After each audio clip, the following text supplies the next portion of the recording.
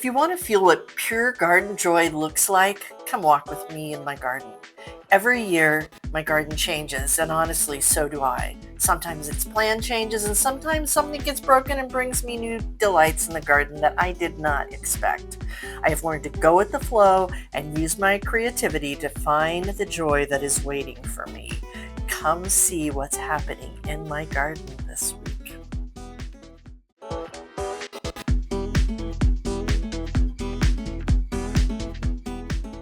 Hello, my name is Sherry, and welcome to the Grow You Girl channel. If this is your first time here, I want to welcome you aboard and tell you a little bit about our philosophy. And even if you've been to our channel a few times, you may not know this. So I thought this video today would be a good time to talk about it because let's just say I've had a few challenges in the garden today. I feel a little like I'm melting here. It's July, it's hot. It's going to get a lot hotter, so I had a lot of things to get done today because the heat is coming towards us this week ahead. But what I wanted to share with you is this whole idea around perfection and the need to not necessarily have perfection. While it's something that we strive to have our gardens look beautiful, things get in our way. There could be, and today I have a few doozies to share with you. One is I had a beautiful fountain that it suddenly hit me one day because the basin of it was cracked and I haven't been able to use it for years. So I thought, I'll make a container out of the basin of it, and the fountain part of it itself, I can get a new basin for. What a novel idea. So something's been sitting around for, I want to say 4-5 years at least. I mean, I had it here in the garden, but now it's a container, and I'm going to share that with you. I came across a new bug. Yes, indeed, that I never heard of before, called a flea beetle, which loves to go after tomato plants. And so we're going to talk about that and how I've dealt with it. We're also going to, what else are we talking about today? I'm going to give you an update about the transplant I did with the Hardy Geranium and what's happening with that. These all have pretty happy endings. I'll give you a cut to the chase. I'll give you, give you a little info on that. But we're going to go through it, and then also just how creativity, through it all, creativity is the important factor, and how we can have joy in our gardens. Because isn't that why we're here? Is for joy and to just chill out. But some days there's more work than others. But one of the things, and this is what I'm going to be sharing with you over the next 10 minutes, is just how to shift your mindset. Because if you come at it like, oh my God, I got to get this done, I don't want to do it, like, how I felt the other day when I had other plans, and all of a sudden my husband and I are just picking all these little flea beetles off of our tomato plants so that we didn't lose these precious tomato plants that have some lovely tomatoes on it.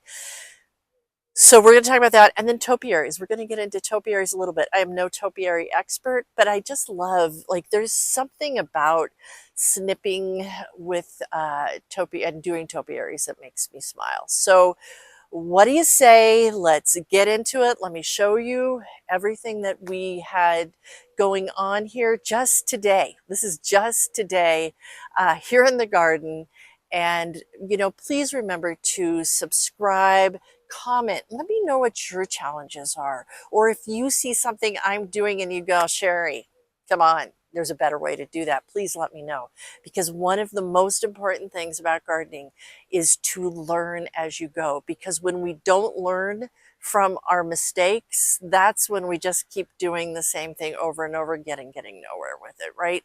And like a flea beetle, not that I ever wanted to know that a flea beetle existed, but they do. And now I know what to do. And yeah, and we'll talk a little bit about AI as well, because I thought about it a lot as I was picking the beetles off of my tomato plants. And remember, they're microscopic, these beetles. All right, so let's start with the fountain container, and I'll take you through my day. Let's go. Let's grow. Wait, one more thing I almost forgot. That please mark your calendar for July 22nd, where we are going to start doing a Grow With Me live here on the Grow You Girl channel, right here in the garden.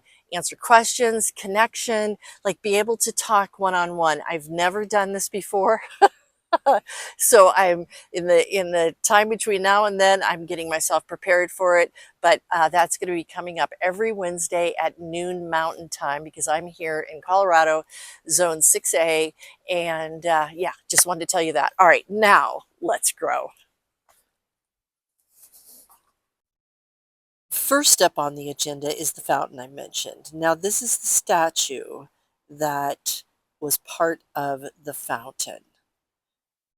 And this was the base. I've moved the base over to this unused area of the garden, put some dirt in it. I had an idea initially of just some kind of container, flower pot, some kind. But you know what ends up happening when we start to use our creativity? Things happen that we just didn't expect.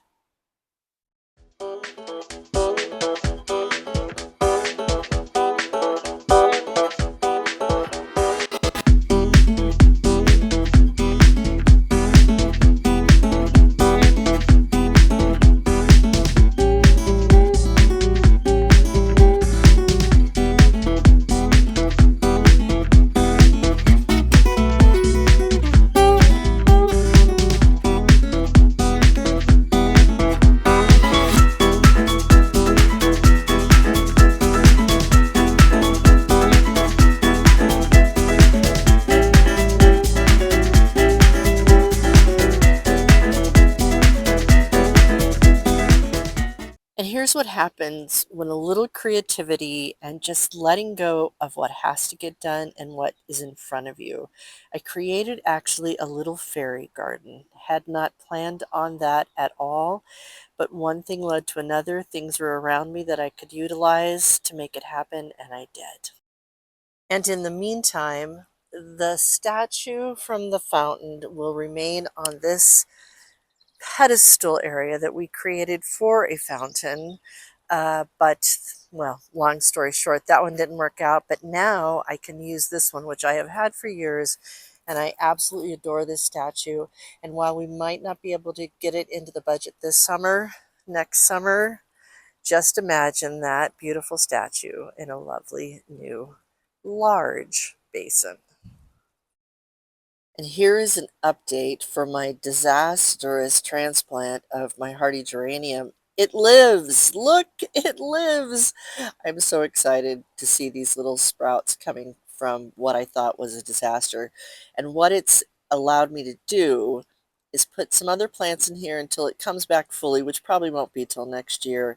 But I am planting some new, this is an annual scaviola that I'm putting in here that will just be here for this year, and next year when the hardy geranium is feeling much better, it will fill in this entire space. But in the meantime, I'm just putting some annuals in here to help make it all beautiful. And I don't know about you, but I love me a little scaviola.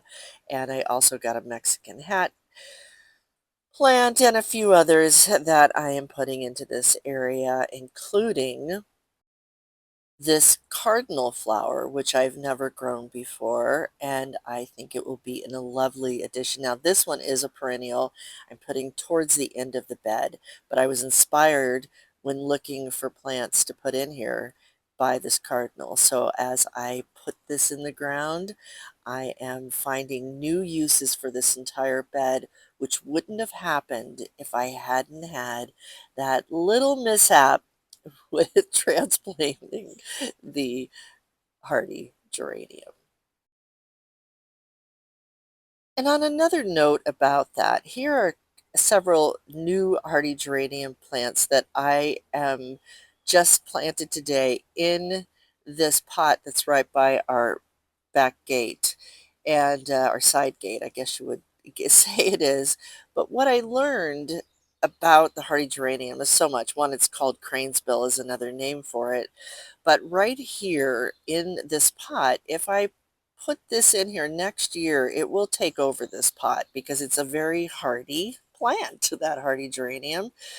So in this pot is also a clematis plant that has been done okay, but I don't believe I've covered its roots enough. And one of the things that a clematis really likes is to have its roots covered up to keep them moist and all those things. So this inspired me to get these new plants that I will, again, it will take a full year for them to really take over this pot, but they will, and I am looking forward to it. And back over in this bed with the scabiole, the pollinators, the sweet little bee has already found the flower. They're already getting to work within just not even an hour of it being in place. You know that you're doing it right when the bees find it and they are giving their sign of approval. Okay, moving right along to my tomatoes and the challenge I had when I discovered as I was just snipping and cleaning and doing some work on my tomatoes that I had a problem. My leaves were not looking good, and I was soon to discover that I had flea beetles. See these little black little specks? They are fierce little bugs that can destroy your plants. Well, mainly, they like tomato plants, obviously, and I found this by going to AI and I gave it a picture of the leaf, and it allowed me to see that what it was and what I could do immediately to fix it. And I know there's a lot of down things about AI, but man, for a gardener, it's really helps. It told me about these little sticky traps to get, which have been catching the bugs for me. And I'm an organic gardener, so it's important that everything I do is clean for the garden. So I got this diatomiculous earth. I hope I said that right. It's a big word. I don't know. And then also this spinosad soap, which is all organic and good. The soap you have to be careful with and, not eat. There's instructions on the back that you have to follow, but it is going to get the health, and that's what this white snowy thing is in the garden now, is between my little sticky traps and that, because they help the beetles as they fall, but I also have to pick them off one by one and put them in soapy water, just like I do the Japanese beetles, and that is how I am helping my tomatoes get to their ripened state. And, I've grown these babies since they were seeds, so I really want to make sure that they're kept clean. And then I wanted to share with you too this wonderful thing that for tying up your tomato plants, it's actually Velcro and it comes in a big roll. I'll put a link here in my description over to my Amazon page, but it comes in a roll of like 75 feet for, I think I paid $7 for it. And it's made from recycled plastics. Really cool. So if you're looking to tie up your tomato plants, these are the tomato plants that we made up this year that I really like out of bamboo. And as I'm snipping and deciding what will be, I can just put these right onto the trellis like that, and boom, isn't that amazing? All right, moving on to topiaries. These are my topiaries by our back porch. I overwinter them for the last 3 years, and they've just gotten a little out of whack, especially at the bottom so that I can't see my flowers as much. I take a lot of advice from my friend Linda Votter, who is the topiary queen, and one, to make it relaxing, to snip as you need to, but sometimes you have to take big chunks. And when you do, like I'm going to be doing from this tree, here's the or this bush, I say, that we've had in our yard for so many years. These are the ones I need for the bigger one. I'm going to clip some of the tree back, as you can see, so that I can see some blue sky and actually see this bush. But this is something I do every year, is to clean this back. I usually like to wait till after the robins have gotten most of the berries off of the tree, and then I get to work on doing this topiary, which again is much larger than the smaller ones, but a project that I like to get done and feel the calm.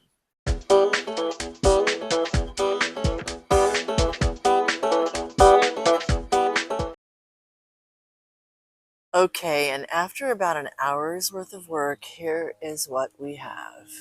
Now, it may not be perfect, and as I talked about at the very beginning of this video, it's not about perfection. It's just about getting it where you need it to be for you. And for me, this is where I need it to be. One thing that you can't see, I'm sure from this video, is that inside of this very old bush, there is a lot of winter dead. I mean, I even see it. You can't help to see what you can't help to see. And I will be doing this for days, picking out all these little dead branches on the inside of it. But what I did allow it to do is to make it healthier and to look a little more formal.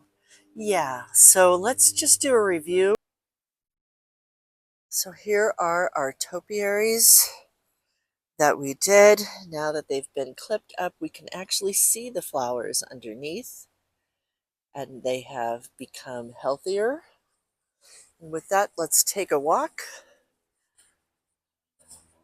past our new little fairy garden and take the path into the garden. The sun is in a weird spot right now, but there it is. I actually created this other little path for the fairies because, you know, they need to find their way into the garden as well. There's my mint doing great. But heading here into the garden with wishes of the fountain to come, tomatoes, getting healthier every single day.